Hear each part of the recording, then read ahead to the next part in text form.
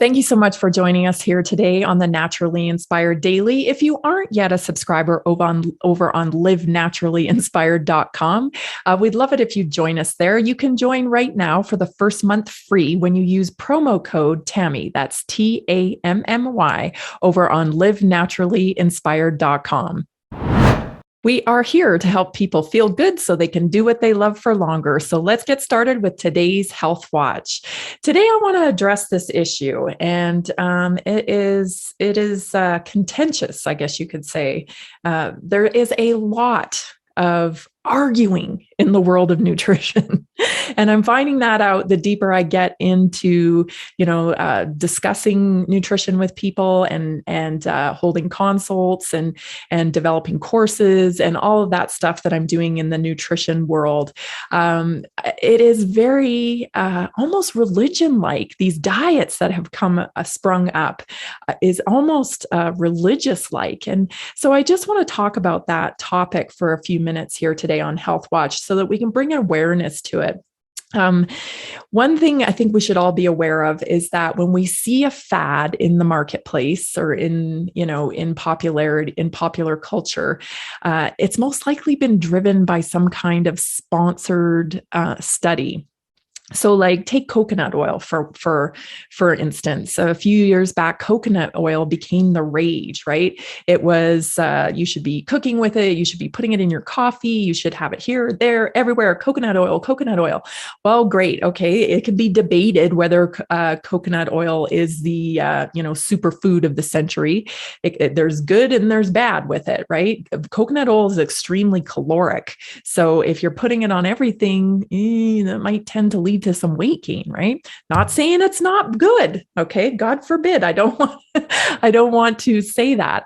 What I am saying is that things aren't generally so black and white.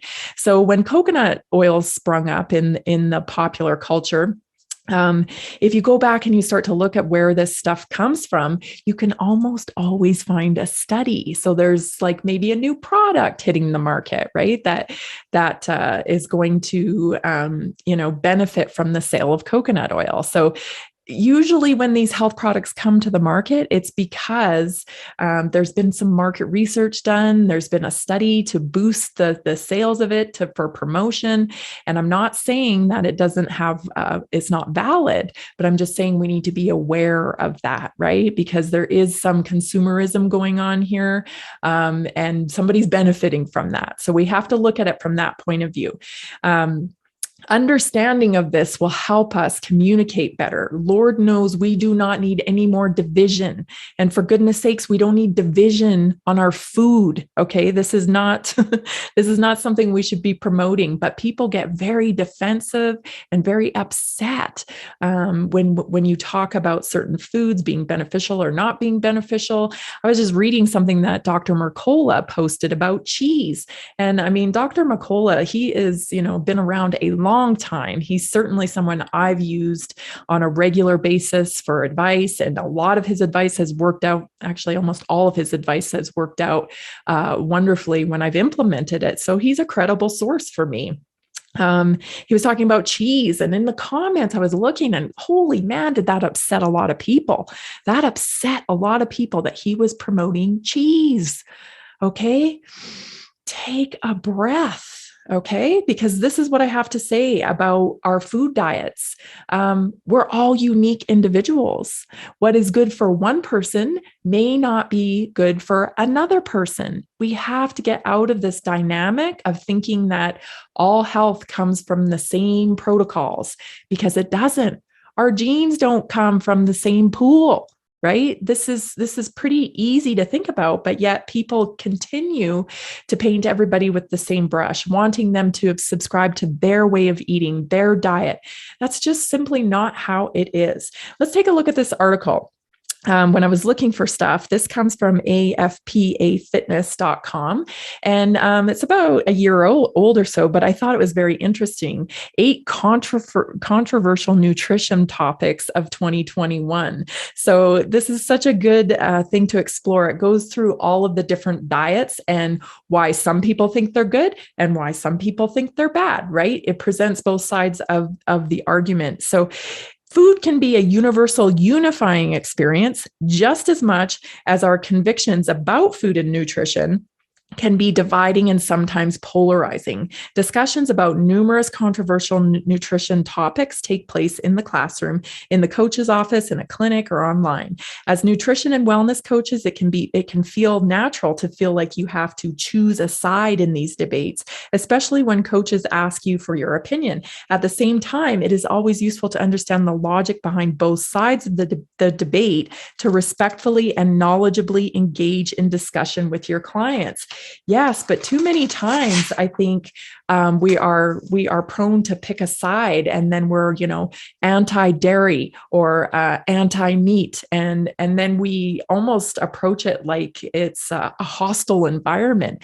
And I just want to say, like, I tried to be a vegetarian for a while because I learned about the benefits of eating vegetarian, and I love animals. It seemed like something I wanted to try.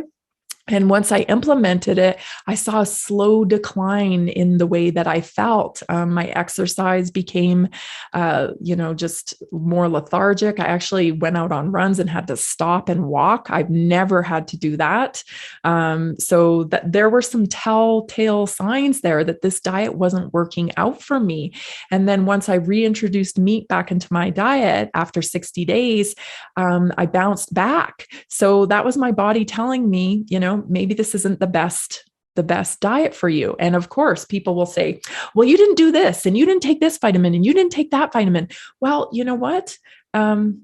This is what works for me. And I think we have to be respectful of all that, because when you boil it down, you can literally argue almost every nutrition argument, pro this, pro that. There's science on it. I guarantee you, because the science, it's never settled. And why is that? Because we're all unique individuals. We have unique responses, and that should be honored. And we should continue to focus on unifying ourselves through food and culture and the expression of that collectively, and not use this as one more thing to divide.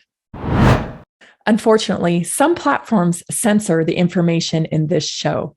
Watch the rest of this episode by going to naturallyinspireddaily.com. Find amazing interviews with people like David Icke, Max Egan, frontline doctors, and more at naturallyinspiredpodcast.com. Connect with me directly at tammycuthbertgarcia.com.